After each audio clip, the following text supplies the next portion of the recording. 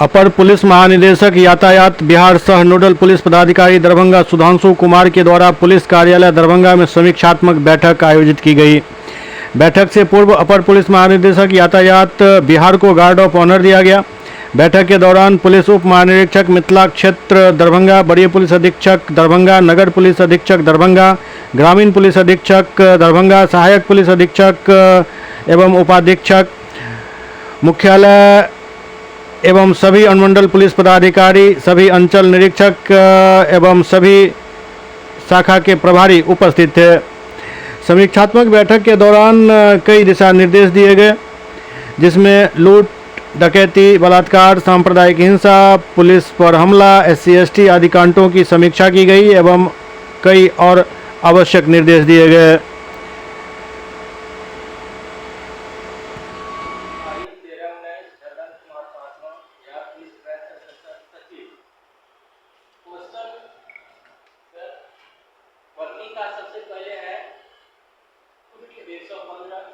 पिछड़े हुए हैं, लेकिन इतना जरूर है यदि हम उस ओरिएंटेशन के साथ काम करें तो धीरे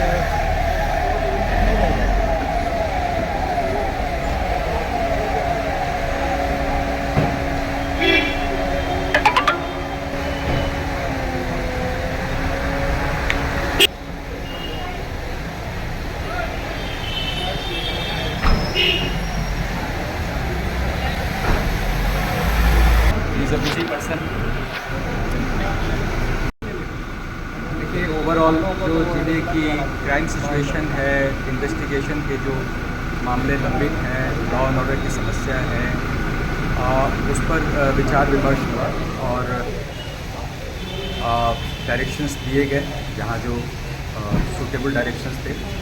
पुलिस लाइन में जो पुलिसकर्मियों की समस्याओं को सुना गया। PM साहब के पास में आया था कि यहाँ पर पुलिस भवनों के निर्माण के लिए ज़मीन वगैरह के कुछ मामले लंबित हैं, उनके अनुश्रवण के लिए मैं आया था।